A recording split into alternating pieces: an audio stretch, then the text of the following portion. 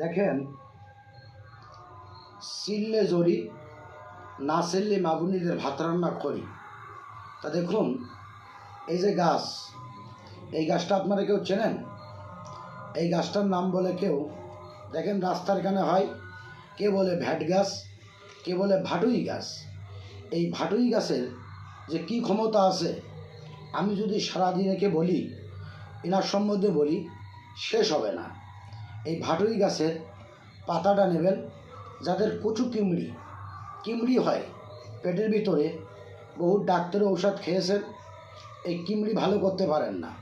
যদি পারেন 7টা দিন এই গাছের পাতা সুন্দর করে পরিষ্কার করে ধুয়ে যদি কোনো ব্যক্তি বেটে প্রতিদিন সকালে খালি পেটে 2 চামচ করে রস খেতে পারে, তার কচু কিমড়ি থাকবে না ইনশাল্লাহ, আশা করা যায়।